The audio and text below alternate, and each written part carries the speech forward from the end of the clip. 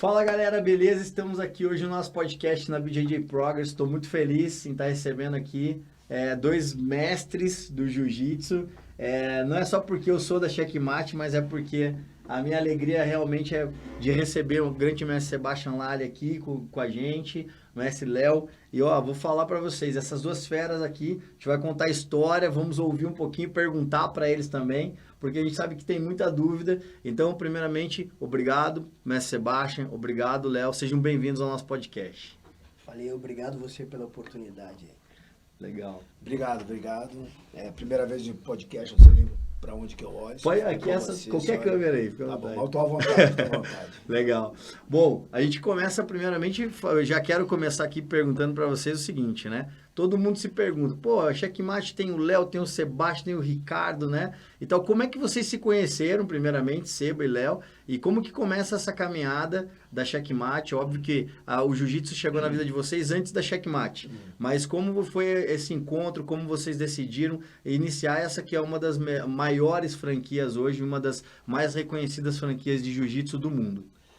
Eu conto ou ele conta? Porque cada um vai Fica- ter uma, fica à cada um vai ter vontade, uma começa. perspectiva diferente. Boa, então conta Ele vai um pouquinho contar uma aqui. diferente da minha. Vamos ver. Vai lá. Quer falar Bom, primeiro? eu procurei o Léo, foi na Copa do Mundo de 2005 e 2006, não sei nem se ele lembra. Né? Fui lá que eu procurei ele para ir treinar com ele, porque eu já admirava ele, o jiu-jitsu dele, o trabalho dele. E aí eu comecei a treinar com ele em São Paulo. Então foi assim que eu acabei chegando na equipe, que na época era outra equipe. Né? Então foi lá que eu conheci, virei aluno e tô aí até hoje. Né? Legal, então. A minha perspectiva é, tipo, eu sempre tratei a minha academia, os meus alunos, como membro da minha família, né? Então, tipo, era sempre muito... por mais que era negócio, mas também sempre foi muito casual. Era sempre a gente mesmo que administrava, eu, minha esposa e meu irmão no Rio, porque eu já estava em São Paulo. E quando teve o Sebastian ligou, minha esposa que geralmente queria falou assim, Léo, tem um cara ligando que ele quer entrar para a equipe. O nome dele é Sebastian, que eu acho que ele quer ser chique, mas eu acho que é Sebastião. Tipo, mas ele tá ligando já faz um tempo, lá de Curitiba. E naquela época, Curitiba era muito conhecido pelo boxe, né? MMA, o Muay Thai, né? Muay Thai, Uhum. não tinha tanto jiu-jitsu. E eu não tinha essa ideia, o plano de crescimento. A gente sempre foi uma equipe que era muito preocupada em valores, muito preocupada nesse crescimento casual. Tipo, a amizade de você na própria amizade. Crescimento mais orgânico. Eu falei, mas vamos conhecer, né? Vamos lá conhecer. E aí eu vim fazer um seminário, conheci a Letícia e o Sebastião, e eu vi o quanto que eles trabalhavam duro. Tinha uma galera muito boa, entendeu? E ali começou um relacionamento, ele começou a ir lá treinar. A gente viu que o mais importante pra gente não era nem a qualidade do jiu-jitsu, que essa é uma coisa que a gente, treinando junto a nossa dedicação e disciplina, a gente sabia que isso é resultado. Mas sim os valores pessoais das pessoas. Nós vimos que os valores eram os mesmos, assim, a gente dividia os mesmos valores. Isso era o mais importante para mim como equipe naquela época. E aí ele começou, tipo, eu não digo tipo como aluno, mas ele foi tipo um grande parceiro, entendeu? E dali, tipo, naturalmente, nesse crescimento orgânico, ele foi ganhando, mostrando todos esses valores que ele já tinha com responsabilidade, foi ganhando todo esse respeito, admiração e também posicionamento dentro da equipe para poder gerenciar e poder ser o cara para poder direcionar a equipe aí. Legal. E hoje, depois desse encontro, dessa procura, então, o mestre Seba vai lá e fala, quero me filiar, quero estar contigo, andar contigo pelo estilo de lutar. E aí, junto com isso, também vem a responsabilidade de ser um responsável junto, né? Em que momento que o Léo vai para os Estados Unidos para se erradicar lá, para consolidar teu trabalho lá, e aí o mestre Seba assume essa responsabilidade pela equipe também junto contigo, né, no Brasil. Ele comprou uma briga que não era dele, mas que foi algo que foi imposto, assim, bastante, né? Tipo, mas também natural pela responsabilidade e capacitação que ele tinha. Eu não tinha planos iniciais de ir. Nós éramos, se voltar, o tempo que a gente se conhece também, nós éramos viramos amigos, gostava de treinar de jiu-jitsu e competir. E dali começou o crescimento do esporte e a mudança do esporte para os Estados Unidos com os campeonatos mundiais, e essa era a grande importância, foi o campeonato mundial ter se mudado para os Estados Unidos. E ali começou a ter essa nossa migração, a gente começou a pensar nessas oportunidades que precisava. Então a gente precisava ter academias, não precisávamos ter um braço nosso da equipe lá. E então começou um trabalho meu, eu já lutava internacionalmente, eu já ia lutar nos Estados Unidos, convidados de eventos grandes ou eventos menores, eu já levava atletas para lutar, e ali eu vi a oportunidade de poder abrir uma academia lá, e a gente foi jogando, aos poucos eu fui fazendo essa mudança, jogando nossos professores, atletas para os Estados Unidos, crescendo de uma maneira devagar, estava tendo um boom de MMA, o que ajudou nossos atletas a se estabelecerem em diferentes lugares. Então teve uma migração dos nossos professores primeiro. Então eu percebi que naturalmente seria um processo. E eu comecei um processo meu assim de ir depois. Então na minha ida eu vi o quanto que o time precisava dessa pessoa para poder se concentrar aqui. Eu tentei fazer alguns métodos diferentes de liderança e administração no Brasil e, obviamente, todas falharam, até que o Sebastian foi quem comprou a briga de falar, não, eu tomo conta. E as pessoas já o conheciam, todos os atletas, professores e equipes já conheciam, atletas inclusive que eram mais antigos que ele, já treinavam comigo há mais tempo, mas reconheciam que no Sebastian eles tinham uma pessoa por aquela carga de valores, por aquilo tudo, de ser uma pessoa que conseguiria liderar, conseguiria manter o trabalho que estava sendo iniciado com uma boa visão, pelo crescimento que ele já tinha feito na toda a parte daqui no sul, especialmente em Curitiba, com o time dele já era algo bem consolidado, né? Então as pessoas viram muita confiança nesse trabalho. E o nosso relacionamento também é muito próximo, muito fácil de você conversar. Então a gente desenvolveu uma maneira que a gente tinha essa comunicação bastante. Então eu consegui ir para os Estados Unidos bem confortável e ter no início, meu irmão estava aqui no Rio de Janeiro, o Sebastião em Curitiba, e consegui gerenciar a equipe inteira. Meu irmão se mudando depois para Portugal, entendeu? E o Sebastião podendo tomar conta de todo o Brasil, assim, mas de uma forma bem suave, bem tranquila, onde a gente preza assim, bastante liberdade, bastante autonomia para as filiais, para os professores. A gente quer que os professores sejam professores. A gente quer que eles entendam a responsabilidade, a gente quer que eles desenvolvam. Então a gente, obviamente a gente acabou criando mais recursos, mais responsabilidade, mas também a gente não perdeu a casualidade, não perdemos as viagens, isso ocupa muita gente, viagens, que por mais que existe muitos recursos tecnológicos hoje em dia para você poder encurtar nessa distância a gente acredita, a gente gosta do olho no olho, de conversa, de poder treinar. E o jiu-jitsu ele é muito presente, ele é muito de contato físico, e a gente nunca perdeu essa comunicação com eles. Legal que o mestre não vê da mesma maneira, que foi assim, essa questão da viagem, porque uma coisa que ninguém sabe, poucas pessoas sabem, mas a galera que é new school não sabe, mas é que o Mundial era do Brasil, né? Então, a galera que que tá agora no Jiu-Jitsu não sabe, mas foi por muitos anos, iniciou toda a questão do Mundial aqui no Brasil, e depois ele se mudou e aí ficou calendário fechado nos Estados Unidos.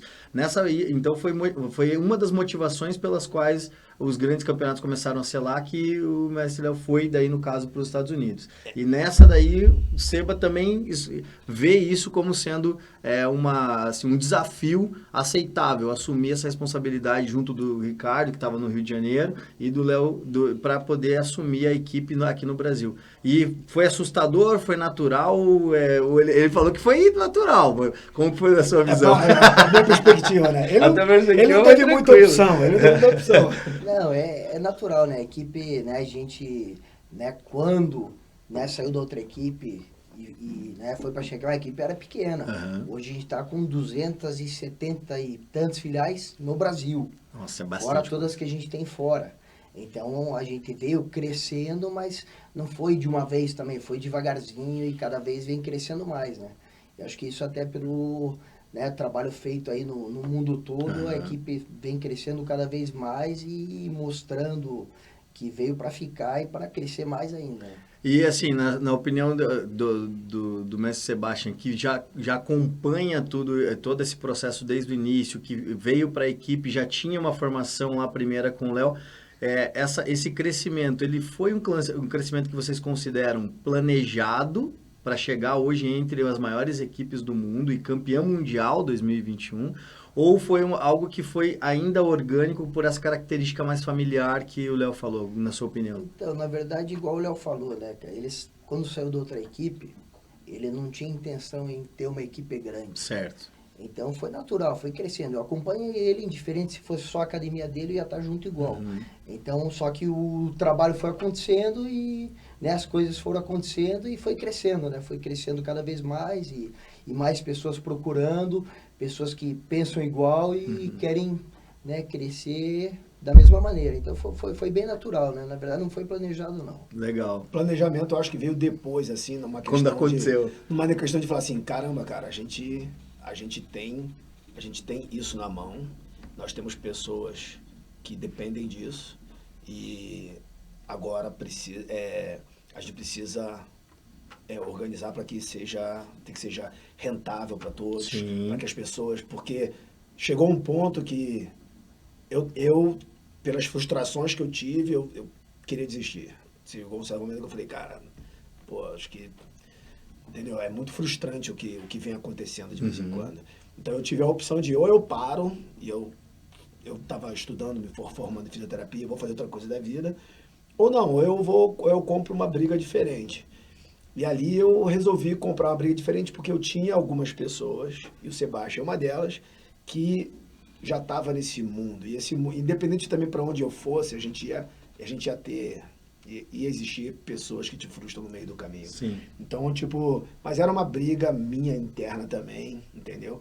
E ali eu percebi, acho que foi uma das coisas maiores que aconteceu, e ali eu percebi também que era um momento onde da gente cortar o cordão umbilical, da gente poder ser quem a gente quer ser, pra gente poder saber quem a gente é. Porque muitas vezes a gente vive as coisas das pessoas, entendeu? Acho que naquele momento foi um momento de saber qual que é a nossa identidade e o nosso propósito de vida. E a gente, com a Checkmate, a gente não tinha nada que outras pessoas faziam iguais. Não tinha como modelar um tipo de business, não tinha como modelar um tipo de liderança, entendeu? Então eu sabia que para poder fazer aquilo que eu queria fazer, eu precisava modelar alguma coisa que a gente não tinha no mercado, entendeu? Porque não foi uma coisa que a gente planejou para ser grande, para ter os melhores atletas do mundo, eu queria ter uma comunidade onde a gente pudesse se ajudar, onde a gente talvez a gente nem conheceria tanto um ao outro, mas a gente queria ter a confiança de que existiriam valores que a gente acreditasse, que botasse a gente junto. Então, os valores sempre foram mais importantes para mim na minha busca toda. E nesse momento foi isso, entendeu? Então e aí chegou um certo momento que a gente falou, beleza, a gente tem muitas pessoas boas, a gente está muito grande e competições, títulos, campeonatos, tudo vão ser consequências de dedicação, de dedicação do amor a isso. Né? E é muito legal, né? Porque essa visão que o mestre está passando é muito, muito, muito verdadeira. Quando a gente acompanha na linha do tempo, a presença da Checkmate nas principais competições, sendo sempre uma das equipes mais... que mais pontua, que mais chega no pódio, que mais briga por título, e durante muito tempo, obviamente, também com a presença do Bochecha como sendo um dos principais finalistas de mundial, o maior vencedor da história de mundiais e tal. Isso também fortalece muito porque tinha essa presença da equipe muito forte. Sempre que a gente via uma comemoração dele, ele estava correndo pra galera, tava lá Seba, tava Léo, tava Ricardo, tava todo mundo junto para acolher, realmente com essa visão da família, dessa coisa de estar junto, de potencializar o outro, né? Então, dá para perceber que não existe um egoísmo, nem um egocentrismo em querer estar na frente da narrativa. Todo mundo tem a oportunidade de brilhar e quem estiver na frente vai carregar a bandeira, vai ser acolhido e vai ser potencializado. Eu acho que a Checkmate, ela tinha um estereótipo assim de ser um grupo jovem, de ser um grupo que entendia e gostava da disciplina do esporte, de performance, mas gostava também de curtir a vida e passear e zoar e fazer. Então, os nossos campos, hoje em dia, as pessoas veem, tem música, tem funk, e tem sertanejo, e tem performance. Sim. Entendeu? Então, a gente sempre procurou, dentro dos valores, a gente tem um equilíbrio, né? Tipo, um equilíbrio onde a gente acredita que é onde a gente encontra a nossa paz, onde a gente já é feliz e a gente se ajuda um ao outro. Esse lifestyle mais leve, dentro pode ser curtido também, né? O processo, ele é muito desgastante, o atleta, ele tem que passar muitas horas ali se esforçando muito, se dedicando muito, a alta performance e o alto rendimento, ele exige que você abdique de muitas coisas por muito tempo, inclusive sendo líder de uma das maiores de uma das principais equipes do mundo. Eu acredito que vocês dois também muitas vezes caem numa pressão meio grande, assim. Tem que administrar tanta gente em tantos lugares diferentes, com culturas diferentes, com ideias às vezes diferentes também, não dentro da parte do jiu-jitsu, mas a questão da personalidade das pessoas sendo impostas. Como vocês dois lidam com isso há tantos anos? E até o Léo falou, pô, chega uma hora que eu falei, pô, acho que eu vou não quero mais. Chegou também pra ti, Seba, essa hora de falar assim, pô, eu acho que esse negócio não tá dando certo? Ah, cara, todo mundo tem esse momento, né? A gente tem, às vezes, decepções, porque a gente gosta muito de jiu-jitsu, gosta muito de dar aula, e a gente sempre vai ter as decepções, às vezes, com alguns alunos, mas também, por outro lado, a gente fica muito feliz por outros, né? Volta muito aquilo que a gente doa também, né? Boa. Então, é normal ter isso aí, mas o que eu gosto sempre foi de dar aula, de competir, de estar junto. A partir do momento que eu parei de lutar todo evento, eu estou lutando junto com os alunos, né? Então, a gente é muito competidor, então a gente sempre quer ganhar e a gente trabalha com os sonhos dos outros, né? Verdade. Então, quando eles ganham, a gente ganha também, a gente fica feliz, chora junto, né? Fica, se emociona junto. Então, é muito legal, entendeu? Então, acho que é o que paga o nosso trabalho, é isso aí, né? Show. É a felicidade do atleta aí, quando ele chega lá e é campeão mundial, quando ele consegue mudar a vida dele e como tem muitas decepções, tem muitos que reconhecem isso também. Então, né, tem um momento que é muito feliz também, que é isso que acho que você quer continuar sendo professor por causa disso.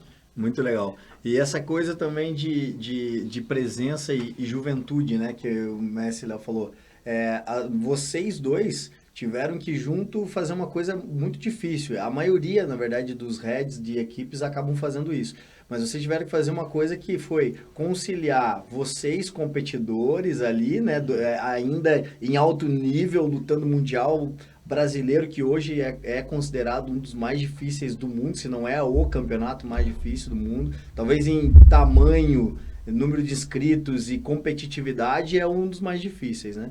Mas vocês continuaram competindo em alto nível, administrando a equipe, fazendo com que ela ganhasse essa atração e se tornasse uma campeã mundial, que poucas equipes têm o título de campeã mundial, e ao mesmo tempo ter que administrar essa questão dos valores, que eles não se percam, que é essa essência, essa questão da família. Vocês entendem que o jiu-jitsu vindo para esse moderno agora, para esse novo negócio de jiu-jitsu, lutas casadas, eventos profissionalizados, pagando valores que há 10 anos atrás a gente não, né, pelo menos eu, quando comecei, não ouvia se falar nesses números. Vocês participaram dessa transição toda. Como chega para vocês isso? Como uma oportunidade para os atletas que estão aí vindo, chegando, e até para vocês como heads mesmo? Ou vocês veem isso como um desafio para poder nivelar? Porque vai ter um cara de competidor, vai ter sei lá, 10% dentro de uma academia? Não sei nem que número seria esse. Mais ou menos isso. Mais ou menos isso. Como vocês veem essas oportunidades agora, do novo momento do jiu-jitsu? E fechando um pouco a pergunta Aham. anterior, eu fui estudar também sobre essas coisas, né? Ah, Tipo, sim. não foi uma coisa... Eu fui competidor, né? Durante muito tempo, eu fui competidor. Depois eu me tornei professor.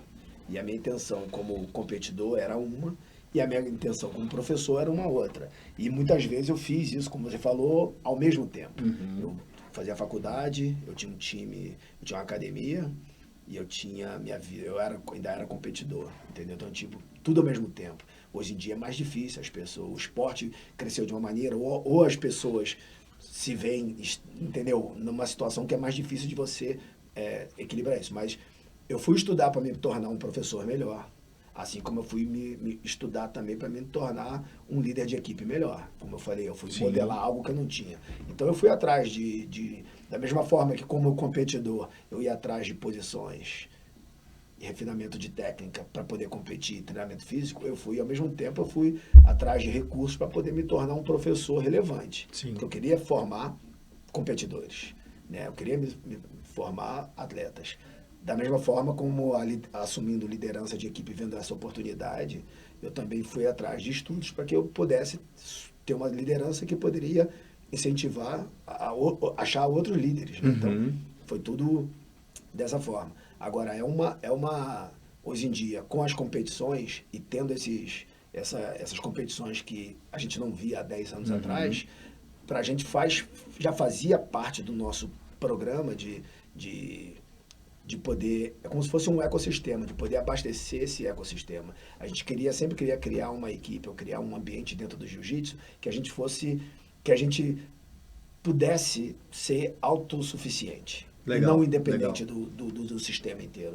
Então, tivemos pessoas, e o Sebastião que com Federação Paranaense, com competições, ele veio aprender coisas que muitos outros ignoraram. Entendeu? Então, a gente criou um ecossistema nosso. Legal. Que a gente pode, entendeu? Então, a gente foi estudar coisas diferentes para poder trazer isso para o nosso sistema de vida. Então, as competições hoje, ela tem inúmeras competições que pagam muito bem, e a luta ela começa a se ter várias bifurcações diferentes. O atleta hoje em dia, graças a Deus, ele tem a oportunidade de ter performance em diferentes níveis de competições, entendeu? Ele consegue viver de competição, outros conseguem achar em que nível de competição ele é, mas a gente enxerga a equipe como fosse uma rede de equipes, de academias,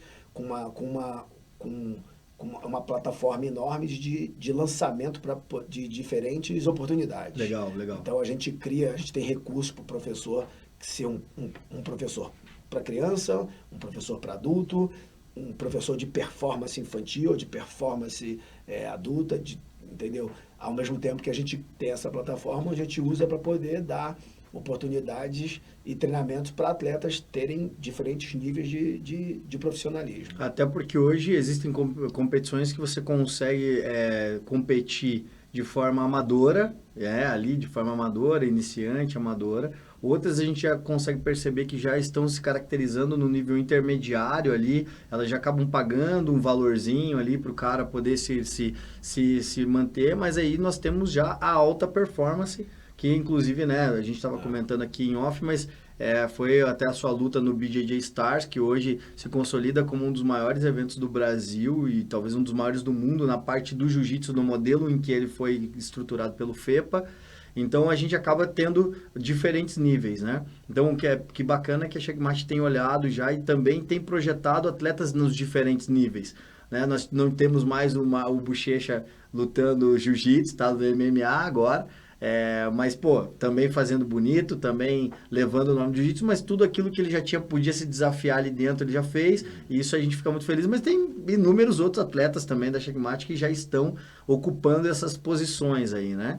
E, Seba, na tua opinião, vendo tudo isso, vendo esse movimento e também sendo responsável né, que é importante falar isso, sendo um responsável pela questão da expansão do jiu-jitsu em Curitiba, no Paraná, através da tua persona também, junto com a Letícia, na federação, você também foi responsável por essa mudança, porque a Federação Paranaense se torna uma referência no modelo de gestão dos campeonatos e dá oportunidade e consolida também o jiu-jitsu paranaense. E aqui na academia, aqui na equipe 1, ali na Santa Catarina 33, dali saíram inúmeros campeões mundiais, é um celeiro todo ano, é uma festa de título pelo mundo todo.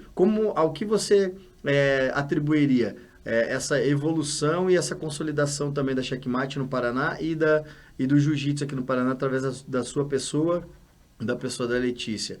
É esse teu contato com os campeonatos lá fora, pegando coisas de lá, trazendo para cá? Você acompanhou essa mudança do New School pro New School ali, do Old School pro New School? Como que você também trabalha isso dentro da equipe, uma vez que o Léo tá lá fora e tudo chega mais rápido nele? Mas como que você absorve isso e traz pra galera? Então, na verdade, né, a gente procura pegar coisas de lá e daqui também. Né? Então, a gente tenta, né, o que dá certo aqui a gente usa, o que dá certo lá a gente traz pra cá, o que dá certo aqui a gente leva pra lá. Né, antigamente, eu tinha que... Né, eu nunca pude ser só atleta, eu sempre fui atleta e professor. Porque para eu poder lutar, eu tinha que estar trabalhando para, né, correr atrás. Hoje em dia, a gente tenta dar essa oportunidade pro cara ser só atleta. A gente tem a garotada nova, onde eles são apenas atletas. Então, né, eles treinam o dia todo para estar lutando. O trabalho deles é estar lutando. Então, eles não precisam estar dando aula. Né, o que a gente não tinha. A gente sempre tinha que dar aula, treinar para poder estar lutando. E a gente sempre lutou só por medalha. Né? Hoje em dia, eles têm eventos sem kimono, que paga dinheiro. Tem alguns eventos que pagam. Vários eventos hoje que eles conseguem, né, depois que chega na faixa preta. Até antes, já tem premiação, mas... Depois que chega na faixa preta, a gente não tinha, né? Isso aí foi tendo com o tempo. Hoje eles conseguem ter isso, então a gente procura dar essa condição para o pessoal, né, treinar, ser competidor, e lá na frente, quando encerrar a carreira, para eles também serem professores. Então agora eles vão aprendendo para lá na frente, eles também estarem assumindo uma academia, né, para a gente justamente estar aumentando mais. Então a gente tenta ajudar, não só agora, né? Tentar ajudar agora, para lá na frente estar ajudando também. Muito legal, muito legal. E também, como funciona essa questão? Porque hoje a Checkmate tem uma política de acolhimento desses atletas que querem ficar só treinando, né? Se eu não me engano, não sei se tem ainda, mas tem uma casa de atletas que hoje a Checkmate administra de maneira compartilhada, ou esse projeto não foi para frente? A gente tem o projeto, né? tá evoluindo cada vez mais, entendeu? Agora a gente está com um projeto, uma academia nova, onde a gente vai aumentar ainda esse projeto. O Léo tem uma casa lá fora também, lá em Los Angeles também. Então, a ideia é justamente dar essa oportunidade, o cara se destacar, crescer aqui no Brasil, ir lá para fora, se destacar, passar uma temporada também. Então, a ideia realmente é a equipe crescer cada vez mais, e cada vez mais a gente está ajudando também. Muito legal, muito legal. Essa iniciativa é uma iniciativa que muita gente não fala, né? Mas essa oportunidade, esse acolhimento...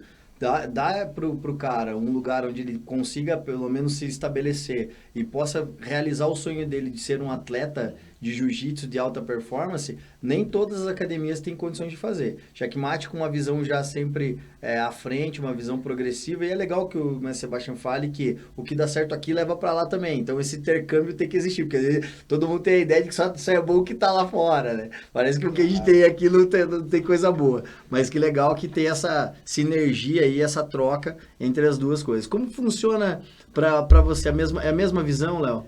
Acho que nisso aí a gente está alinhado bem. A gente está, entendeu? A gente tem a cabeça aberta para aprender coisas novas. Eu acho que o que a gente tem como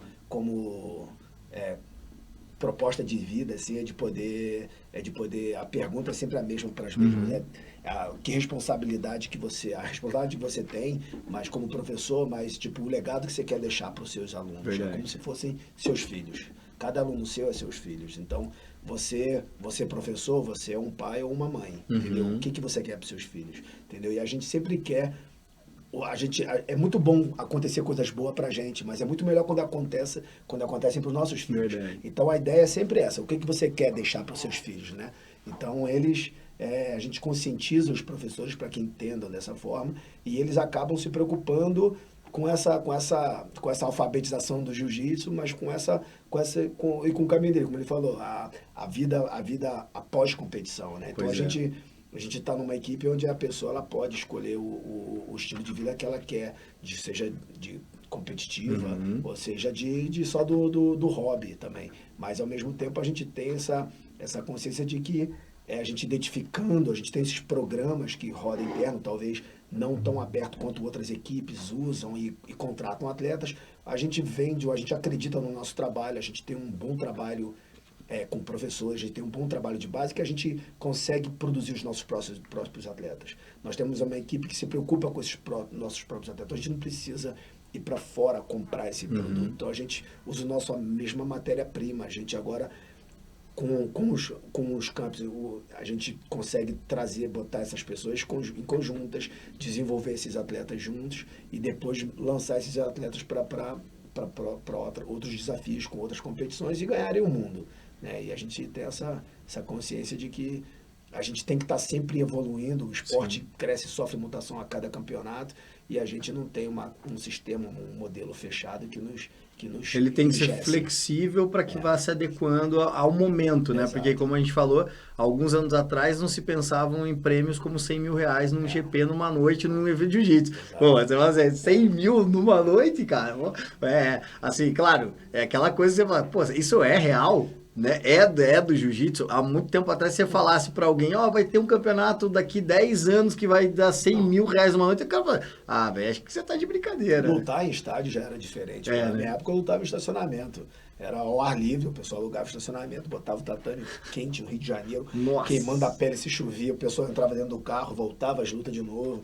Então eram fases, a gente foi atravessando fases, entendeu? O primeiro evento fechado que eu fui lutar, um dos primeiros eventos, eu fui lutar dentro de era um estábulo, falava cavalos, Imagina que loucura. Hoje em dia, lutas em estádios, em lugares incríveis, né? Ganhando dinheiro por isso. Isso é muito legal. É muito bacana. Legal. Eu quero te aproveitar e fazer uma pergunta, então pode responder. Cada um eu sei que vai ter uma visão, ou vai ter a mesma, mas eu gostaria de ouvir os dois. Falando ainda nessa parte dessa estrutura de você potencializar os atletas e formar o atleta em casa e dar a oportunidade. Eu não sei como funciona o intercâmbio, por exemplo, para sair um atleta daqui lá para os Estados Unidos, fazer um camp lá, quanto ele vai ter essa acolhida. Eu não sei como isso funciona, que é mais administrativo de vocês. Mas a minha pergunta para vocês é a seguinte. Com esse novo modelo agora que está sendo estabelecido por uma equipe aqui do Brasil, que posso falar sem problema nenhum, que é a Dream Art, do recrutamento de atletas para competições visando competição, conquista e lucro, né? Que é uma visão diferente.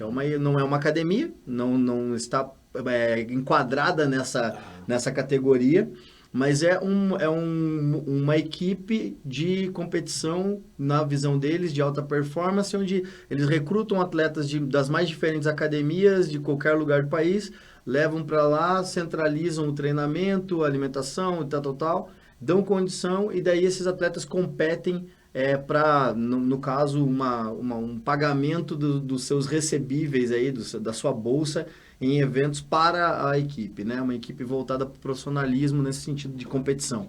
Como vocês veem esse fenômeno? Vocês acreditam que isso é algo que está estabelecido como uma nova regra do jiu-jitsu e vão surgir outros movimentos iguais, o da Dream Art, nessa parte do recrutamento? Ou vocês veem como isso sendo um caso isolado? Qual a opinião que vocês têm nisso? Eu acho que é um caso mais isolado, porque eu não vejo tanta vantagem, tanto benefício, mas eu acho que isso aí vai fazer com que as equipes cresçam cada vez mais, valorizando seus atletas e dando mais estrutura para eles também. Boa. Que é o que a gente tem procurado fazer. Então, a gente tem procurado dar mais estrutura para os nossos atletas, Até porque, às vezes, se você não tem condição da estrutura, ele acaba procurando um outro caminho. Então, a ideia é a gente estruturar os nossos atletas, dar oportunidade para eles, justamente para a gente crescer mais e continuar formando os nossos atletas. Muito legal. Eu acho que os caras fazem uma oportunidade bacana. Eu vejo um lado, eu consigo entender os diferentes tipos de visões.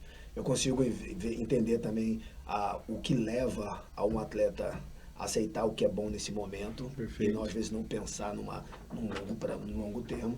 O que a gente tem, a gente vende totalmente coisas diferentes. Sim. Mas eu acredito mas eu acho bacana. Eu acho bacana porque você dá oportunidade, eles têm o poder de dar a oportunidade de mudar realmente a vida de pessoas através do esporte. Eu acho que o que mexe nas outras equipes, as outras equipes muitas vezes pode ajudar mais os atletas profissionais e não ajudam por decisões deles. Eu acho que eles vão começar a se policiar cada vez mais, entendeu? O que eu acho que a gente não é uma coisa que toca tanto na gente assim, porque essa preocupação sempre foi um dos pilares da nossa iniciativa na equipe.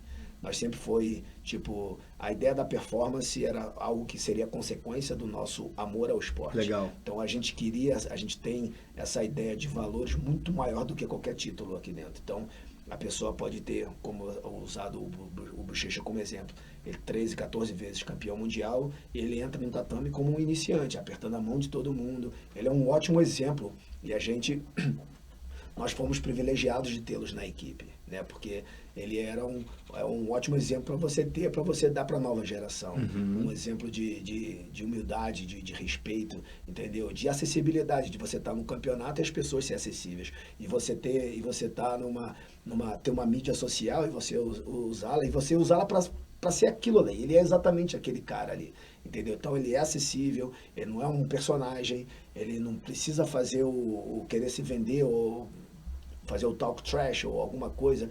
Ele é aquele cara que se vende pela performance, se vende pela humildade e é mais desse exemplo que a gente precisa ter no esporte. Entendeu? Então, a gente sempre foi uma equipe de preocupação, de valor e preocupação de poder dar um destino para esse aluno. Entendeu? Então, é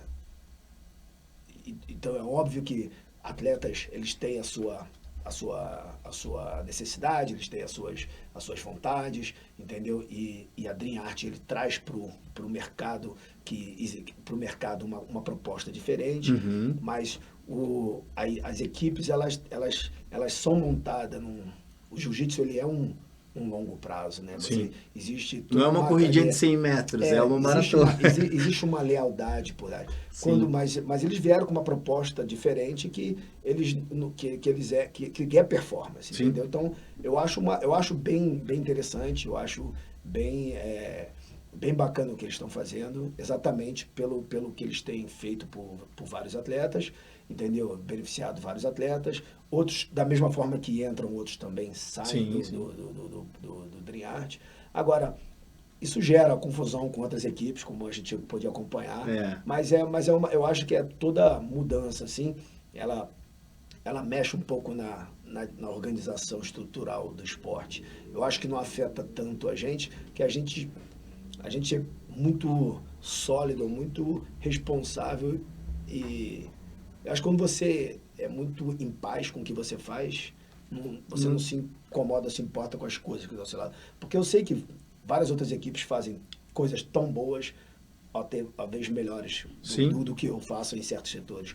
Mas não é uma coisa que me incomoda, porque eu sei o que a gente faz, eu sei o quanto a gente é capaz e eu sei as pessoas que a gente tem à nossa volta. Não, show de bola, show de bola. É um tema que é muito sensível para a maioria da galera, porque todo mundo fala assim, pô, isso é certo, o outro acha que isso é errado, o outro acha que... E eu acho que, como o Mestre falou, é diferente. Eu acho válido, né? E assim, pode ser que surja uma outra com uma proposta ainda mais ousada do que essa, a gente não sabe, tudo pode acontecer, mas o importante é ter a tranquilidade, como uma boa explicação, que o jiu-jitsu não é uma corrida de 100 metros, ele é uma maratona. Então a longevidade, a honra, os princípios. E o exemplo que eu dou, falo isso com muita alegria, né? A mesma mudança de vida, que é bom lembrar isso também, a mesma mudança de vida que a Dream Art trouxe para muitos meninos que eu conheço pessoalmente, não é nenhuma questão de... Eu os conheço de verdade, assim, por conviver com eles na parte do jiu-jitsu. Eu também sofri essa mudança na minha vida, né? Então, eu também fui atingido pelo jiu-jitsu, então eu acho que várias frentes causam o mesmo efeito, né? Então, por exemplo, eu vim para o jiu-jitsu porque eu tinha depressão. E fui convidado por um amigo para fazer um treino e com o meu professor falecido Jason Munster, que faleceu ano passado. E eu fui para lá, mas sem querer ir. Não tava mal, não tava legal. E vivendo um momento depressivo, problemas do trabalho, problemas de várias ordens. Meu amigo falou, não, cara, vamos lá, me arrastou pro primeiro treino. Cheguei lá, dei o primeiro treino, nunca mais eu saí. Nunca mais. Eu tô aí, vou para 11 anos agora em fevereiro do ano que vem, treinando jiu-jitsu e eu não vejo fazendo outra coisa na minha vida. Porque eu nunca mais tive nenhum quadro depressivo. Isso mostra, por exemplo, o poder que a arte marcial tem, que o jiu-jitsu tem, de gerar comunidade, gerar valor, agregar, potencializar, nutrir um sentimento de conquista diária. Todo dia pisa no tatame, vai lá, treina. Um dia o cara pega teu braço, outro dia você pega do cara e tal. Gerar esse desafio diário. Essa coisa de você todo dia tem que estar motivado, todo dia você tem que estar alerta, todo dia você tem que estar... E isso a gente leva para a vida profissional, leva para o relacionamento, leva para todas as áreas e nos torna seres humanos melhores. Então, também agradeço ao mestre Léo, ao mestre Sebastian, porque também mudou a minha vida. Mas como eu não estou aqui para falar de mim, estou aqui para ouvir de vocês, eu tenho uma pergunta para vocês agora também que é muito importante. E eu acho que a maioria da galera fica se perguntando, porque quem não pôde estar lá na conquista do Mundial, né, agora, a gente ficou de longe vendo tudo acontecer. Como foi os bastidores ali, pré-mundial, onde a Checkmate se torna campeã do mundo? Como que vocês conversaram sobre essa possibilidade? Vocês trocam essa ideia? Como que é essa construção? Até mesmo porque, acredito eu, que fica ali contando ponto ali. A galera fica ali contando os pontinhos para ver quem chegou na frente. Como que foi o bastidor dessa conquista? Porque a galera que é da Checkmate, talvez que não pôde estar em loco lá, não pôde presenciar, como foi o sentimento de vocês com essa conquista? O que ela representa para vocês dois que começaram tudo na Checkmate? Cara, pra mim, o Léo que vai ter que falar. Porque eu não fui. Ah, o Messi não tava. Eu acompanhei de longe e fiz isso que você falou. Fui contando os pontos. Fica ligado! E o engraçado é que eu tava voltando de um seminário na estrada. Então eu sabia, na hora que tá rolando? Na hora que tá rolando as finais. Eu sabia, né, quem teria que ganhar pra gente ser campeão, Legal. quem não podia ganhar. E aí eu vinha assistindo no telefone, no painel do carro e dirigindo. E aí, daqui a pouco caía a transmissão, voltava na outra luta e eu não sabia o resultado. Ai. Mas, né, o que eu acompanhei de longe pra mim foi muito legal, fiquei muito feliz, entendeu? Em ver a festa deles lá, eu acompanhei, eu vi no final eles pegando o troféu, o pessoal dançando, invadindo, mas, né, ele tava lá, então a emoção foi muito maior, né? Fablão, se tiver aí essa imagem, acho que tá no perfil do Instagram do Léo, do Seba, da Letícia, da equipe. Se tiver esse vídeo aí, solta depois pra gente aqui assistir junto. Então, pra gente, tipo, pra mim, cara, na verdade, o título campeão mundial da equipe nunca foi algo que eu almejei. Isso é eu não conto ponto. Eu não conto ponto. Eu não fico brigando, eu não fico sabendo quem tá, entendeu? Eu me preocupo tanto com o individual de cada um, mas eu entendo que se cada indivíduo tiver a sua performance, a consequência é ser campeão. Uhum. Nós sempre estivemos entre os 3 primeiros. Nós não somos de longe a equipe que mais coloca atletas. Nós somos de longe a equipe que tem mais tradição dentro desse esporte. Mas nós temos uma galera que é muito boa. Nós temos uma galera que é muito comprometida. Nós temos um pessoal que eles gostam muito do que eles fazem e eles se entregam de uma forma muito, muito grande. Então a gente entra no campeonato, a gente sabe, do decorrer do campeonato, o quanto que a gente vai estar encaminhando, entendeu? E as circunstâncias que acontecem, a gente sabe que às vezes existe uma real uma real possibilidade de ser campeão. Aconteceu em outras competições a gente ficar em segundo por causa de um ponto, de poucos pontos. Então eu falar, caramba, tipo... Chegou ali, deu na trave. Então, as pessoas que fazem mais pontos, a gente tem o Lucas Leite, o Sebastião. Nós temos atletas que pontuam, que sabem tudo, que são nossos, que é os meus matemáticos. Eu não conto, entendeu? Mas eu tenho pessoas que ficam ali sabendo, ó, Léo, isso, que vão me atualizando.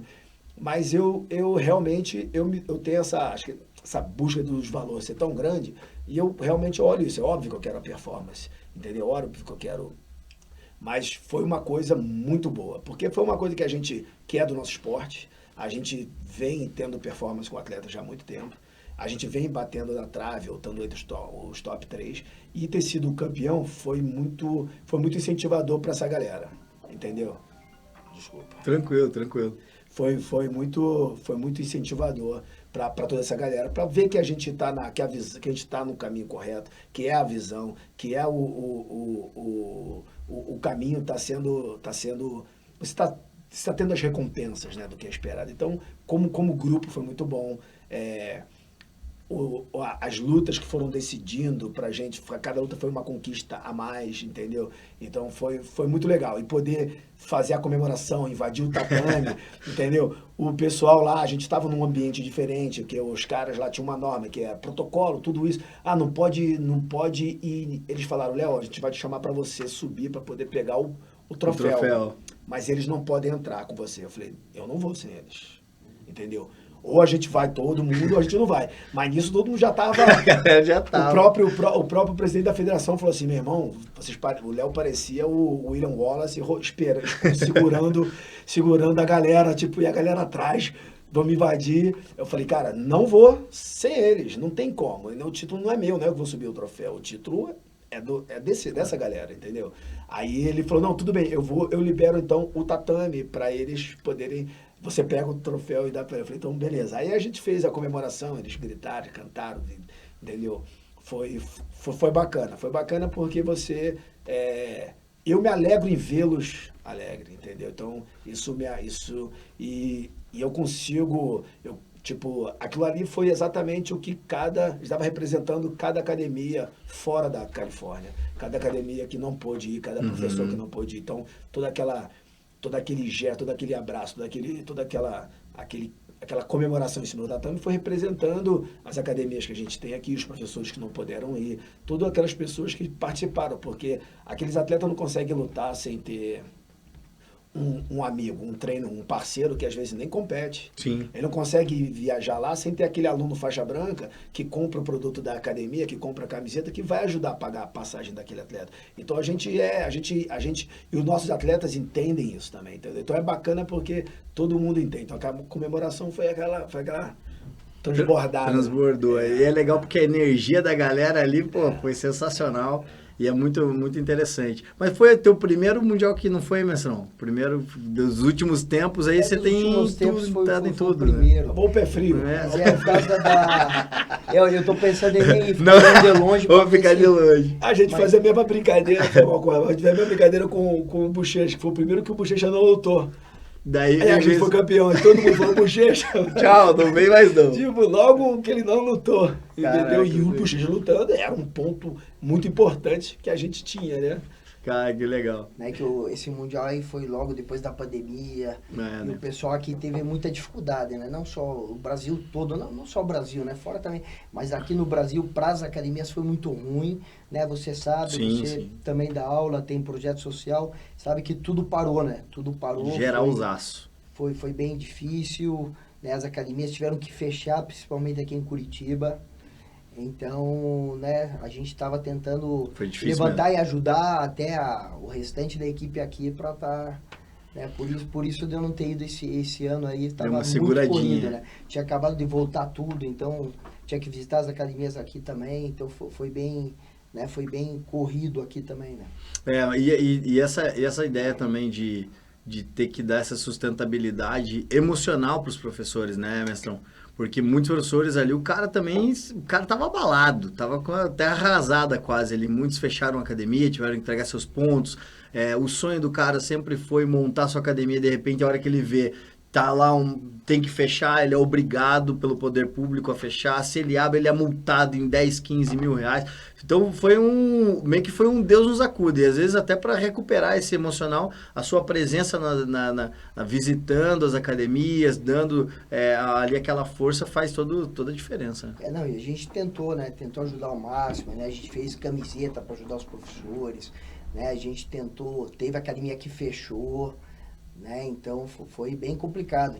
Teve gente que investiu, abriu a academia, veio a pandemia, o cara teve que fechar. Não, difícil. Então foi bem complicado. Mas graças a Deus tudo voltou, né? As competições também ficaram, né? A gente ficou quase 2 anos sem competição aqui em Curitiba. Agora voltou tudo ainda. Não tá 100%, mas já tá voltando bem. Né? O Paranaense já voltou forte, tá crescendo mais, acredito. A gente vai ter um evento agora final de julho. Dia 24, acredito que agora já volta a encher de novo. Já o último já teve bastante criança de novo. Logo depois a gente vai ter né, tem a JP, tem Open. Então já voltaram, os grandes eventos voltaram para Curitiba, já de volta. Né? Esse ano a gente tem 4 eventos internacionais, fora 7 etapas do Paranaense. É bastante coisa. Então eu acho que agora, né, já tendo eventos, as academias enchem também, né? Que sempre, né? E isso está muito ligado, né? Às vezes o pessoal...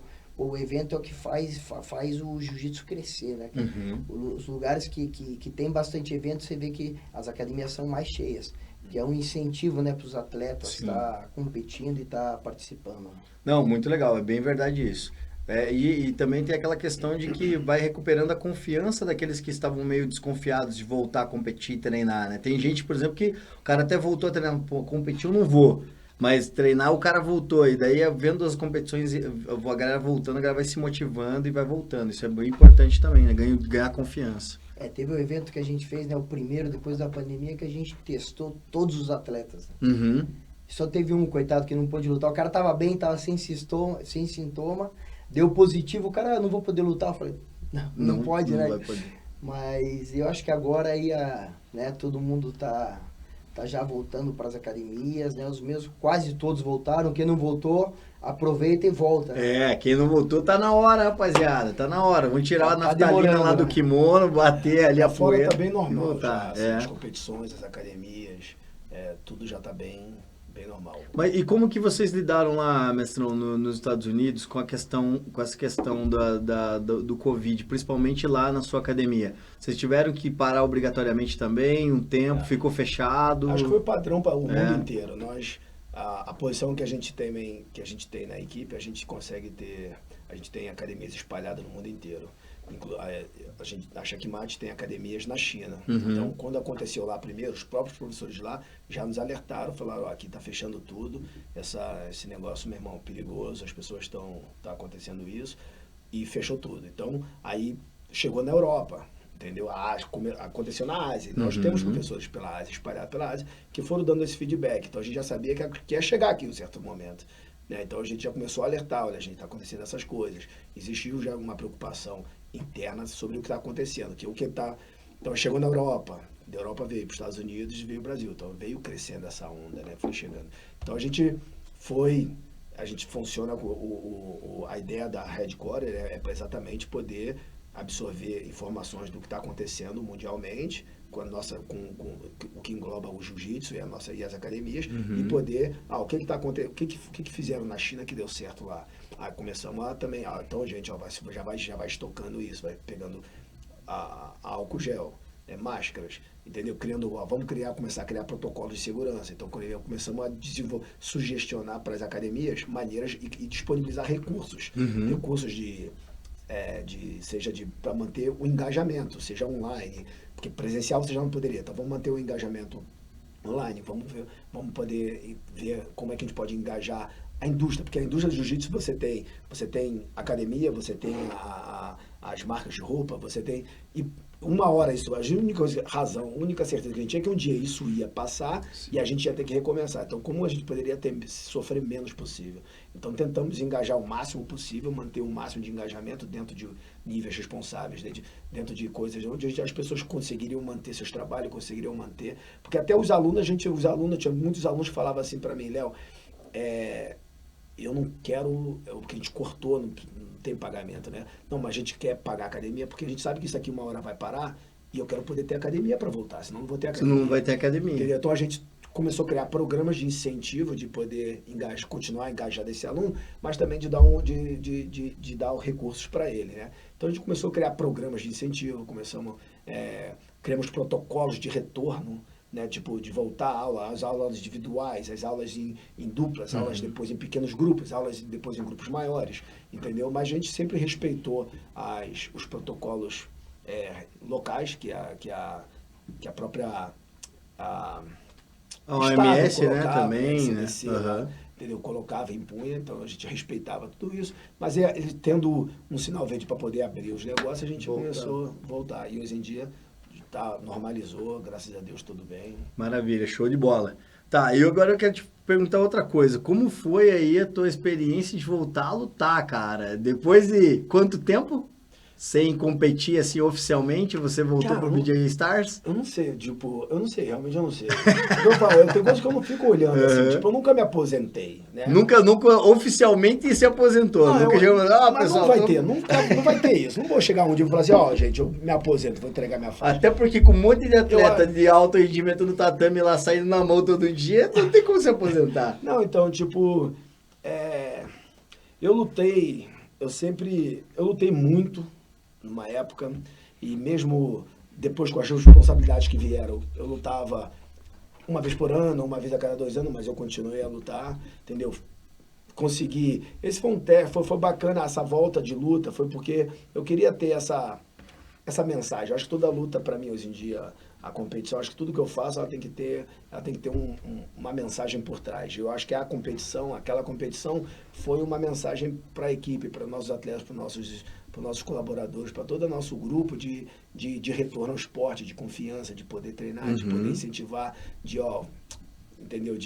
Para uns não é tarde para começar, para outros, eu sei que foi importante dar uma pausa na vida, mas dá para voltar, é seguro voltar, entendeu? E de poder usar, para outros, é legal usar o esporte. Não precisa ser só de alta performance, você pode usar o esporte, você pode ser, ao invés de ser lutador, você também pode ser competidor, né? Você pode, entendeu? Então foram várias mensagens naquela luta que eu consegui liberar para pessoas diferentes, e que eu fui conversando e abrindo deixando claro meus depoimentos sobre. Então tinha atletas que eram para um lado, outros que eram para outros. Mas eu acho que foi isso. Eu recebi o convite pelo FEPA e eu adoro o FEPA, entendeu? Eu sempre fui muito fã das coisas que ele faz. E óbvio que o DJ Star seria um dos projetos. Sempre gostei de estar envolvido com o esporte, né? Alguma das regras, muitas vezes ele mesmo fala, foi o Léo que fez essa regra, entendeu? Então, tipo, por ser muito competidor durante muito tempo, eu consigo identificar algumas coisas, eu consigo ajudar alguns eventos e ser convidado para aquela luta, para aquela luta lá foi bacana, porque eu vi essa oportunidade dessa mensagem, eu vi a oportunidade de poder lutar com o Kleber, que é um cara que a gente lutou quando a gente era roxo ou marrom, existe uma polêmica, eu não sei, eu acho que eu era roxo, ele acha que enfim, mas por a gente ter lutado há muito tempo atrás, entendeu? Então existiu aquela polêmica da luta e poder lutar de novo foi bacana, entendeu? É um astral bacana, entendeu? Então, tipo, e foi bacana. O feedback depois de pós-luta foi bem legal e foi bom, até aquela adrenalina no corpo. Não, é legal que a gente acompanhando aqui, fala, caraca, que massa, Léo lutando e tal. E assim, foi bom também porque para quem não tá acostumado, né, para quem não tá acostumado com... Todo mundo imaginava que a luta ia ser diferente, mas foi um amplo domínio seu ali durante a luta. E é engraçado porque é aquilo que todo mundo fala, né, cara? O lutador é cara que luta. Você tem que ir lá, daí falou, vai ter que provar lá dentro do... E ele se emocionou, o Cleber se emocionou um pouquinho ali. Tipo, não, porque eu vou fazer, vai acontecer. E todo mundo esperava. E foi legal porque vendeu isso que eu falar, ele vendeu mesmo. Eu falei, caraca, ele vendeu bem. Ele é um personagem, entendeu? Mas muito legal. Mas a luta é uma indústria, ainda mais hoje em dia. Sim, é um entretenimento. Uhum. Você quer ter performance, entendeu? Mas é um entretenimento. E você tem que achar esse equilíbrio de entretenimento e performance, entendeu? Então, eu jamais, entre ganhar a luta e ter um entretenimento, eu quero ter um entretenimento, entendeu? Eu quero ganhar, mas eu tem coisas que eu sei que vai me machucar se eu praticar, entendeu? Então, tipo, eu evito, eu luto, entendeu? Então, tipo, Léo, você lutou naquela luta, mas você bateu. Eu falei, cara, bater, perder por vantagem, pra mim é a mesma coisa. Eu não tenho esse ego de falar, eu nunca bati. Eu nunca tive isso. A minha luta sempre foi a minha entrega lá sempre foi pra ou eu ganho, ou eu vou morrer me dando. Entendeu? Então, tipo, eu nunca tive... Doação total. Tipo, eu vou cair tentando, entendeu? Então, a minha entrega, ela é total. Ela não é uma entrega que vai ser meia, ela não é uma entrega que vai ser 3/4. Eu vou me entregar total. Eu vou morrer tentando, entendeu? Então, tipo, isso é uma característica que eu gosto, que eu vejo, que eu acho bacana. E, tipo, poder lutar lá foi poder reviver isso e colocar essa ideia. Porque às vezes você, como professor, você só quer conscientizar os alunos. Não, gente, você tem que ter essa entrega, você tem que fazer isso. E na hora de ir lá... E aí, às vezes, a vida te dá essa oportunidade de você poder ser aquilo que você prega, né? Então, tipo, acordar cedo, fazer aquele treino, as pessoas, os meus alunos podendo me ver tendo certa responsabilidade em que eles deveriam se cuidar, que por muitas vezes eu ficava ansioso, eu acho que eu ficava muito mais ansioso com meus alunos para poder eles lutarem. E eu me preocupava tanto que isso me estressava. E eu falei, cara, eu fico muito mais preocupado do que você que vai lutar.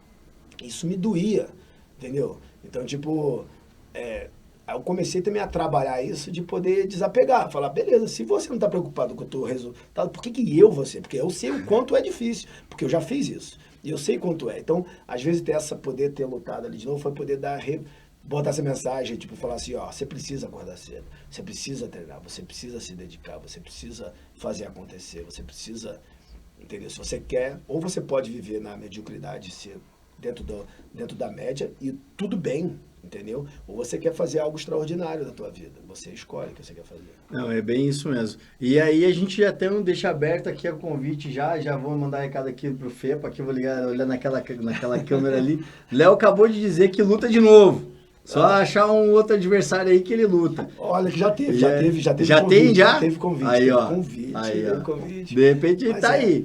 E também temos o Seba que tá aqui do meu lado, ele falou que aceita também uma lutinha casada aí, então Fepa aí pode mandar o contrato lá para Checkmate Equipe 1, Santa Catarina 33, Curitiba, Paraná, Brasil, que vai ser assinado o contrato aí, pode mandar.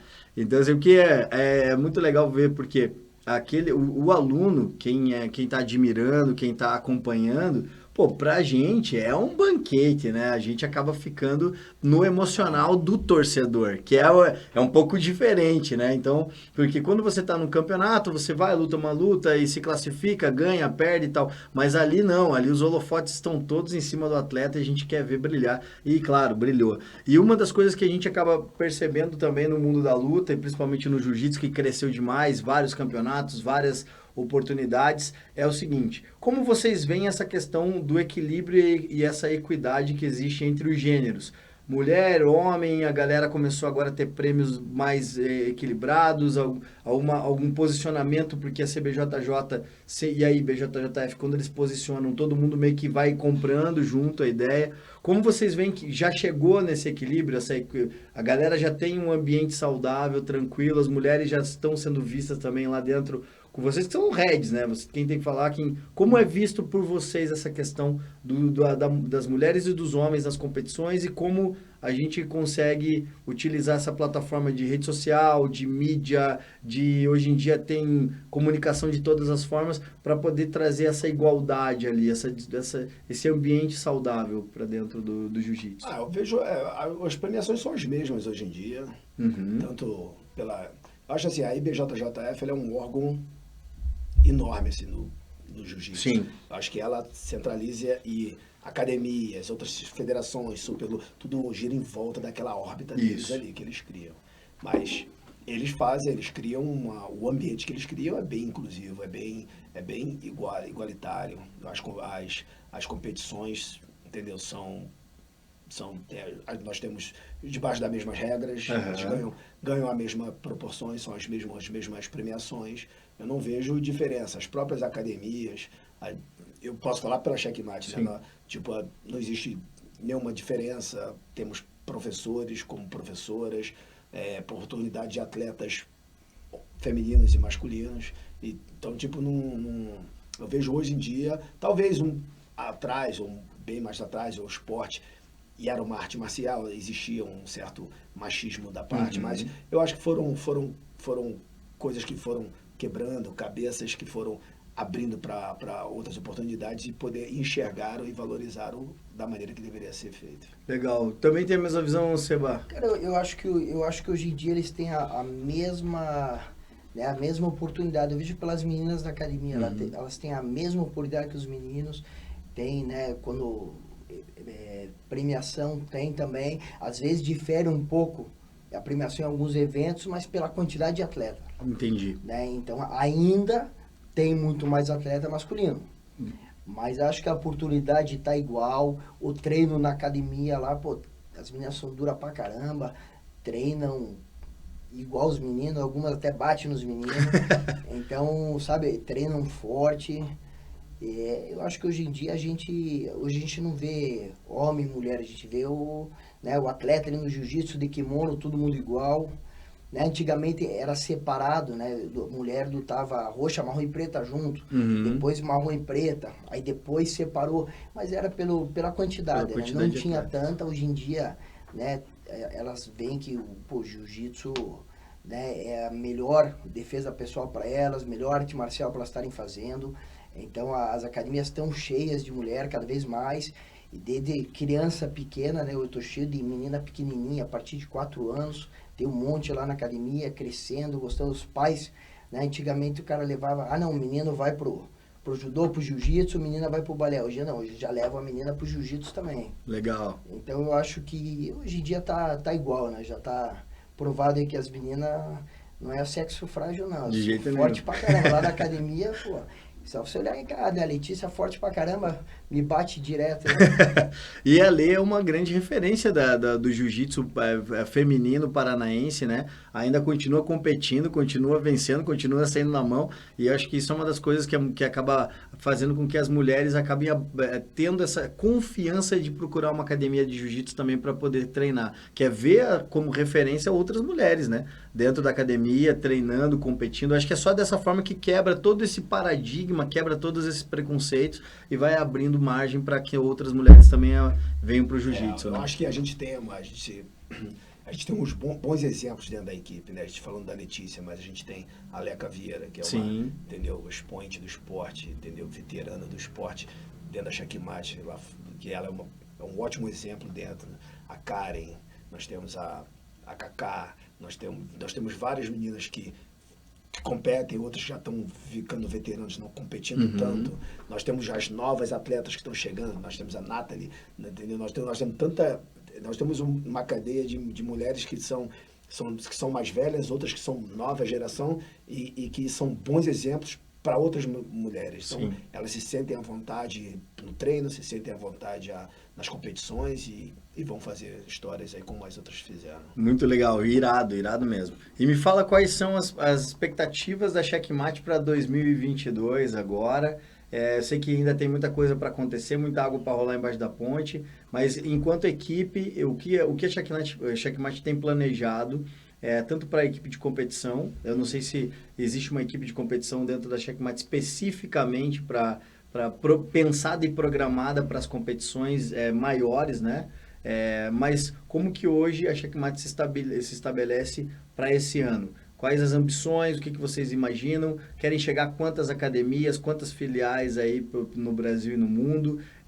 Hoje, como que está estabelecida a hierarquia de controle? Ou seja, Léo está lá nos Estados Unidos, Seba está aqui no Brasil, o Ricardo está... Como que vocês se organizaram também enquanto equipe, assim? À medida geral, assim, nós temos uma equipe que centraliza a sua autoridade comigo na nossa academia na Califórnia.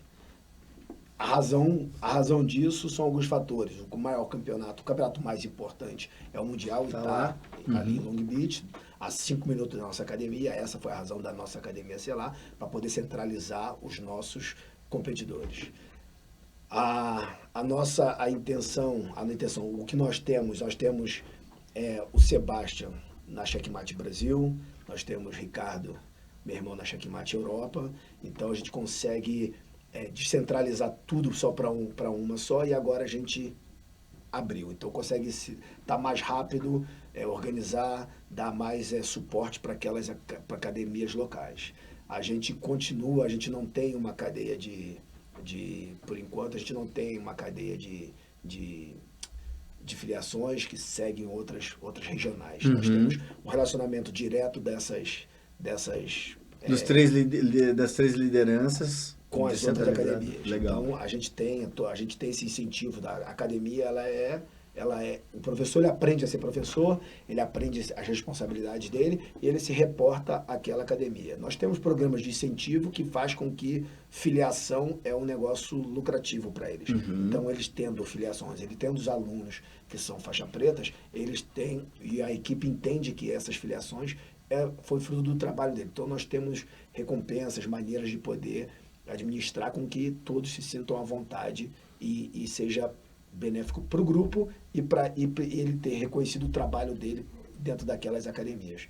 Nós temos, recursos com marcas, que a gente faz parcerias, questões de uniforme, produção de marcas e marketing, e nós temos, obviamente, isso tudo são recursos para o professor ter performance como academia.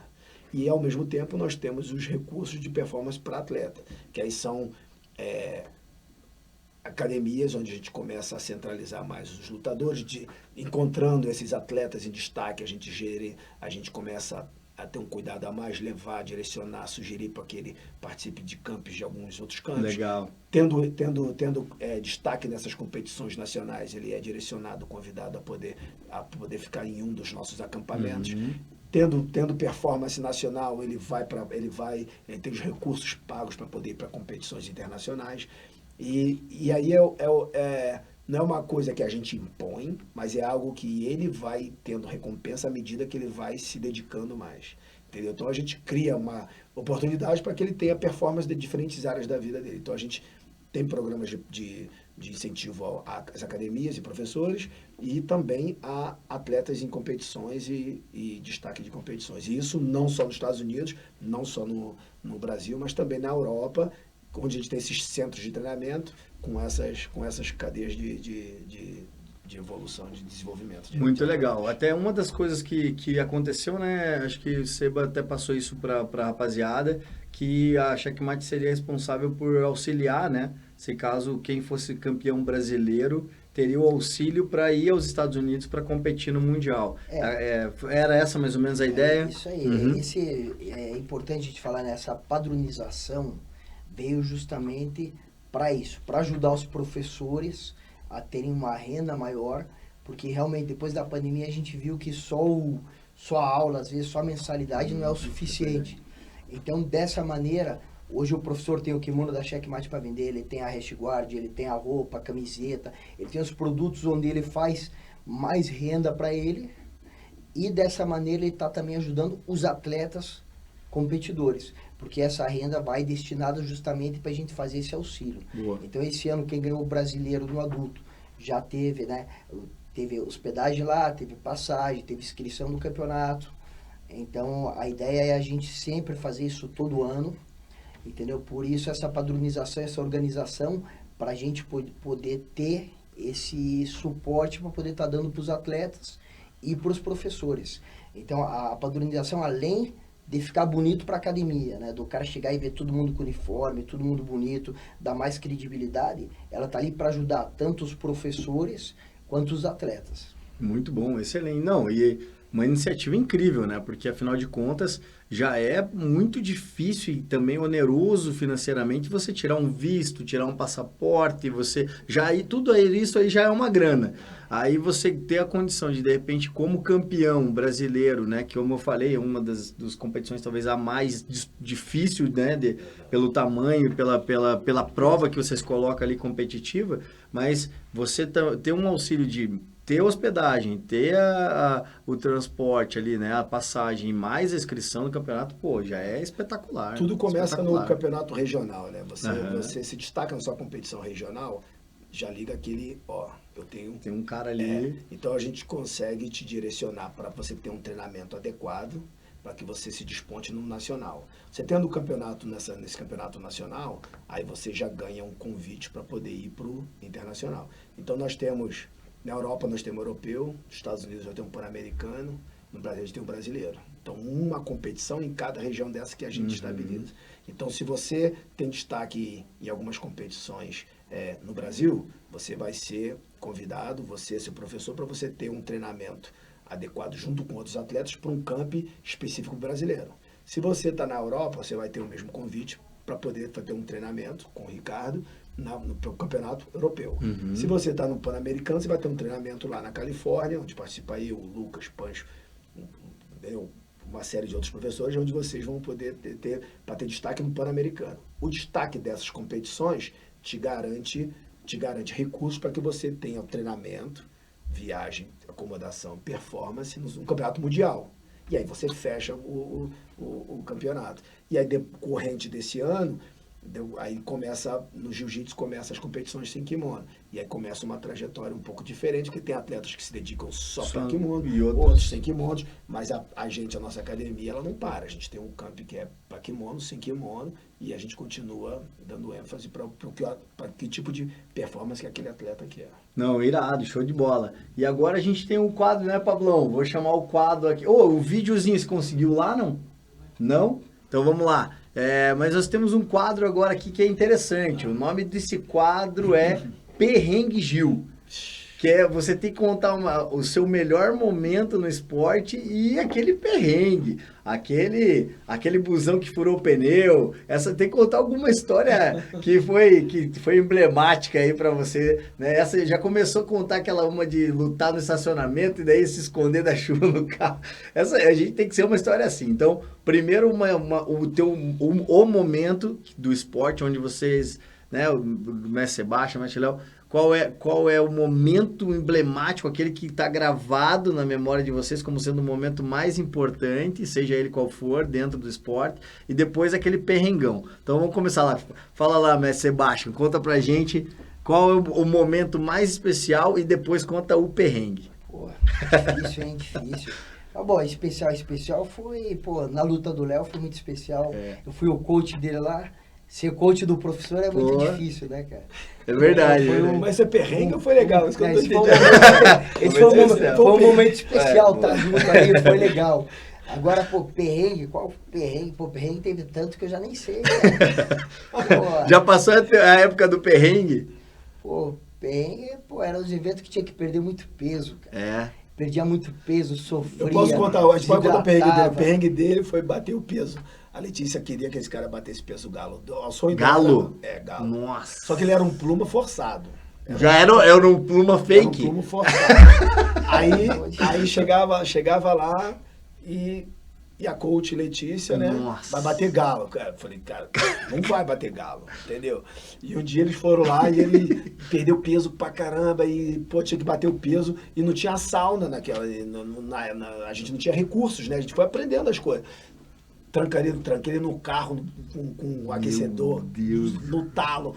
Aí eu ia lá, abria o carro de vez em quando pra saber se ele não estava morto. Tava um calor. Mas no Rio de Janeiro, um calor, e ele preso lá dentro, cheio de casaco e o ar-condicionado no ar-condicionado quente. Nossa. Em total. E abria, meu irmão, chegava a ver aquele cheiro de suor do carro. O carro ficou fedido, acho que um mês. E ali, eu só conferia se ele tava respirando. Tá tranquilo? Ele mal me olhava, tá bom, tranca mais um pouquinho, até bater o peso. E na recuperação, a gente tava... Soro. Foram botar soro nele, mas, entendeu? A menina que tava aplicando soro... doutora Letícia. Fez um curso de YouTube. Falou, não, tá tranquilo. Deixa eu ver aqui como... Hoje você aprende. Pôr um sorinho no braço. Cara, eu falei assim, mas você tá certo? Você tem certeza que é assim mesmo? Não, é assim mesmo, bota assim. Botou, ele tava do meu lado, assim, tacou o soro, assim, mas quando ligou o soro, eu acho que ligou o soro rápido demais, eu não entendo nada, eu só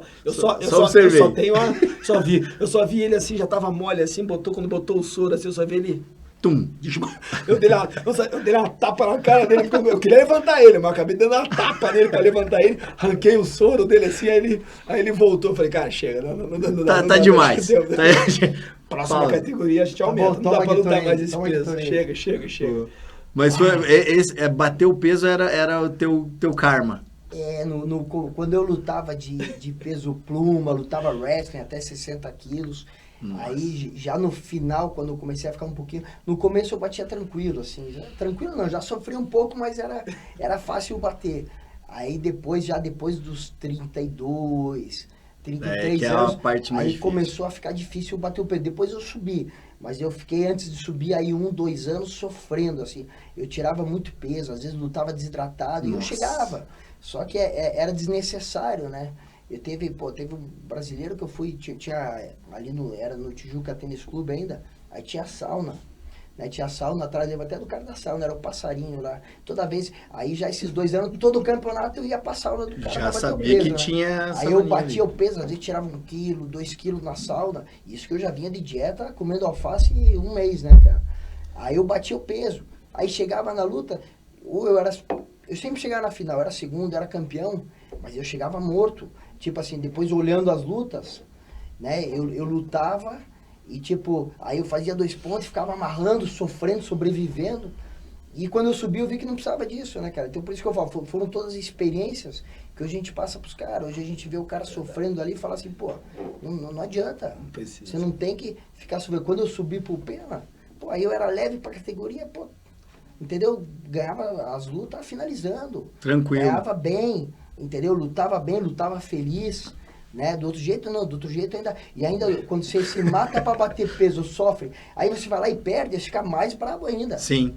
Né? Pelo menos do outro jeito você vai lutar bem e se você perder, você tá alimentado, entendeu? Vai dar risada, vai brincar. Não vai ficar com raiva do Léo te trancando dentro do carro. A gente aprendeu que tem que lutar feliz. Sim. Entendeu? Claro que a gente quer o desempenho, mas tem que estar feliz. Se você estiver feliz, o desempenho vai ser maior. Então não adianta você querer, né, quer baixar, tá magro, tá seco, aí quer baixar 5 quilos, não dá.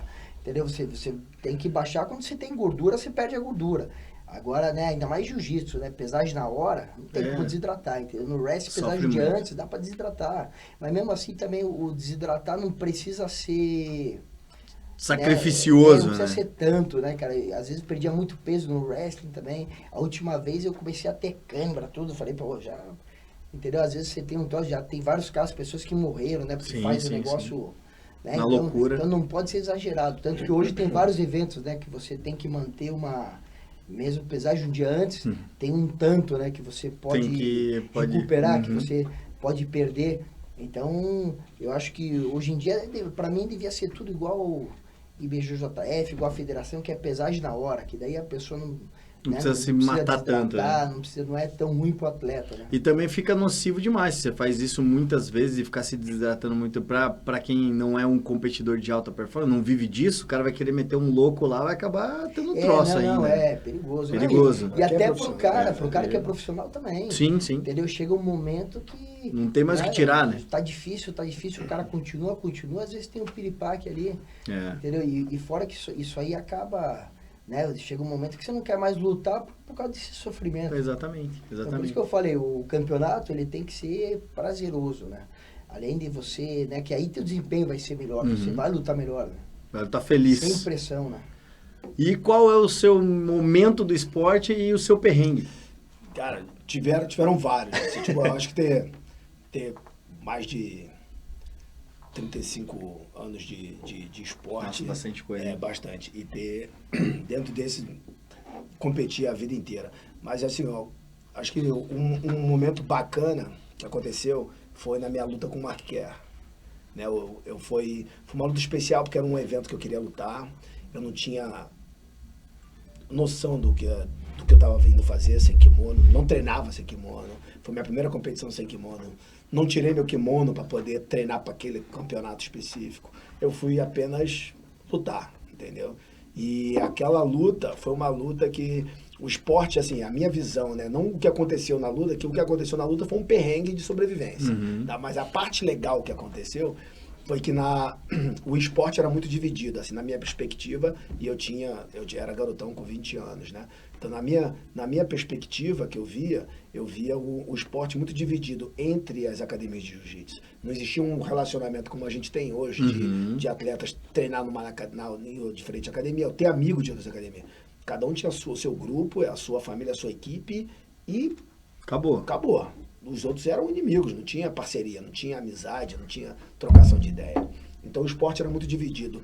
E também era muito dividido na disciplina. Existia o evento, o ADCC, ele juntava o pessoal todo do grappling. Então a comitiva brasileira ia muito atletas do jiu-jitsu, o que eram diferentes equipes, o que não se entendiam, não se relacionavam, iam também atletas da luta livre, o que existia a diferença com o jiu-jitsu. E aquela luta em si, eu acho que eu era o mais jovem da comitiva, eu acho que tipo, eu quebrava um pouco aquele estereótipo de lutador, de tudo, e eu brincava com isso, brincava com aquele outro, e eu conversava com todo mundo. E aquela luta em si, o absoluto na categoria juntava a galera ali, os brasileiros se juntavam para poder... A gente se via, tipo, a gente quer ganhar, o jiu-jitsu é importante. Sim. Brasil, a gente tinha uma prioridade, dentro de provar que o Brasil era referência, era relevante nesse esporte. A gente tinha uma outra que era o jiu-jitsu é importante nisso, entendeu? E tendo aquela minha luta, eu fui lutar e óbvio que eu não lembro de tudo que aconteceu por fora, que eu tava ali na adrenalina. Mas quando acabou a luta, eu vi atletas de outras equipes, gente que eu sempre idolatrei ver, o Roller Gracie, o Jean-Jacques, pessoas de outras academias torcendo por mim, entendeu? Atletas de outra categoria, de outro esporte de luta, que era da luta livre, entendeu? Que a gente começou, o ADCC, ele criou unificou esses esportes. Então eu via aquela junção. Aquilo ali para mim foi um negócio muito positivo. Aquela minha luta foi uma luta premiada, foi muito bom, mas eu acho que ela teve esse momento mágico assim, no nosso esporte, de eu poder ver as academias de jiu-jitsu entrando num acordo, assim também com uma modalidade de jiu-jitsu e luta livre, e eu vi a presença das lutas, dos MMA, da disputa de antes, né? Então, tipo, ver aquilo ali foi um momento mágico, assim, bem bacana. Show. E o teu perrengue? O perrengue, cara, tem tantos, cara. Acho que tem mais perrengue, né? Mas todo perrengue que você passa vira uma história boa, né? Mas eu acho que tocando nesse assunto da desidratação, a gente aprendeu muita coisa, a minha geração aprendeu muita coisa empiricamente, né? A gente sofrendo. A gente não tinha um estudo sobre, então a gente acreditava, desidratação, tem que precisar um dia antes. Meu irmão, corta a água 2 dias. Eu cortava a água, na semana eu já estava diminuindo água, diminuindo comendo igual comida de passarinho. Então no ADCC também, que eu fui lutar em Barcelona, entendeu? Existiu vários fatores assim que me fez com que eu não tinha balança, tive que perder peso para poder pesar no outro dia, uma categoria que eu já sofria para desidratar, e não existia um estudo, não existia a gente não tinha um conhecimento sobre como bater o peso. Então eu fiquei a semana inteira já fazendo uma dieta que já vinha acontecendo, mas a minha desidratação, eu fazia desidratação já há dias, né? Não fazia mais desidratação de um dia. A gente não entendia isso. E o que aconteceu foi isso. Eu passei mal, apaguei. Eu sei por relatos deles que eu fiquei meia hora desacordado, tive convulsão. Caramba. Entendeu? E eu fui saber isso tudo depois. E a minha briga com ele falou, cara, vocês não me levaram para o hospital, entendeu? Porque tinham que ter me levado para o hospital. Sim. Mas aí ninguém me levou para o hospital. Falou, não. E aquele mais, tipo, o que eu me recordo, eu me lembro de ter passado mal, eles contando algumas histórias, disseram que eu tive convulsão, passei mal, e um começou a chamar o outro de graduação, né? Faixa azul que tá ajudando, falei, cara, chama o roxo ali. A roxa chama o marrom. Aí eu, cara, vamos chamar aqui. Não, chama essa. Aí começaram a chamar. Até que chegou o cara mais graduado que tinha lá na época, era o Cavaca. E ele foi lá, e os caras falaram, não, vamos chamar o Cavaca, porque ele é o faixa preta mais graduado que tá aqui, ele vai saber o que fazer. Aí chamaram ele falou que ele tava comendo, assim, ele botou um pratinho de comida, ele foi lá pra ver. Aí falou que sentou perto de mim lá, eu tava morto, assim, praticamente. Caramba. Aí ele pegou a minha mão, fez 3 carinhos e falou, calma, Léo, calma que vai passar. Aí os caras, caramba, fazer isso eu também fazia. Entendeu? Aí eu não vi isso, eu não lembro disso. O que eu lembro é, quando eu voltei, eu tava sentado no banheiro e eu não sabia quem eu era, Eu perdi a noção total. Caraca. Eu não sabia quem eu era. Eu não sabia onde Teve eu uma estava. amnésia parcial ali. Eu não sabia quem eu era. Eu não sabia onde eu estava. Eu não sabia quem estava à minha volta. Aí, aos poucos, foi uma viagem muito louca. Eu ficava ouvindo umas vozes. Foi uma coisa que, tipo, dá um podcast só dessa conversa. E ali eu fui voltando muito aos poucos. Aí eu tive uma consciência de quem eu era. Só que eu não sabia onde eu estava. E eu não reconhecia as pessoas à minha volta. E eu também não tinha movimento. Eu só ouvia, porque eu estava muito fraco. Caraca. Depois, no terceiro momento, eu tive uma consciência. Eu sabia quem eu era, eu sabia onde eu estava, mas eu não conseguia ouvir, identificar as vozes, porque eu não conseguia ver. Então eu olhei pro rosto, eu não reconhecia eles, eu não sabia quem eu era. E essa angústia de você falar... E até esse momento eu já sabia onde eu era, eu já sabia quem eu era, eu só não reconhecia. Eu olhava meu irmão, não reconhecia. E aí, aos poucos, foi voltando a consciência, e aí voltou tudo. Quando eu me conscientizei, assim, realmente, não do que eu tinha passado, mas eu me conscientizei de quem eu era, onde eu estava e quem eram as pessoas que estavam à minha volta. Aí eu já sabia, nesse momento, eu já sabia que eu ia lutar, que ia pesar no outro dia. Eu já sabia que eu estava no campeonato. E aí eu fui dormir, e pelas vozes que eu ouvi, a voz tinha falado que eu ia morrer.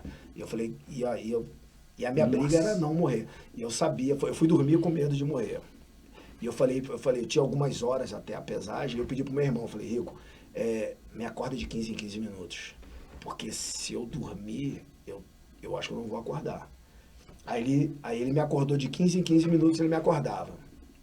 Aí ele me sentava, eu tinha que falar meu nome, tinha que falar onde eu estava, tinha que ter um estado de consciência. Aí ele me deixava dormir, eu dormia mais 15 minutos. Então a primeira hora eu dormi de 15 em 15 minutos. A minha segunda hora, acho que é a primeira vez talvez que eu esteja falando dessas coisas. Assim, a segunda hora eu dormi de meia hora, que eu aumentei, que eu precisava descansar também. A terceira hora em diante eu dormi de 1 em 1 hora. Mas ele sempre me acordava nesses intervalos para poder repetir as mesmas coisas. E no outro dia eu fui pesar, e aí eu fui lutar, e aí eu fui até a semifinal, e cara, foi horrível as lutas, entendeu? O cansaço, a briga, entendeu? Mas a luta em si não foi o pior do que é essa sensação de você não ter a consciência, a sensação de você não saber onde você está, de quem você é. Isso ali foi angustiante demais e foi um negócio muito longo, entendeu? Essa foi um... Cara, esse foi um baita de um perrengue. Mas foi um puta de um aprendizado para que depois a gente foi desenvolver uma consciência de que, cara, tá muito errado o que a gente está fazendo. Qual que é a maneira de perder peso? Vamos estudar. Como que faz? A desidratação funciona até que ponto vale a pena a desidratação? A regra do ADCC mudou por isso. Eu desenvolvi pneumonia depois desse evento, depois dessa luta. Então, tipo, as coisas mudaram, assim. Tipo, a gente aprendeu na gente o que poderia, até que ponto, os limites. Até hoje eu brinco com ele, falei, cara, vocês foram inconsequentes. O Sebastião estava lá, eu não estava nesse momento. Vocês foram inconsequentes, não me levaram para o hospital, tinha que levar para o hospital. Era a regra.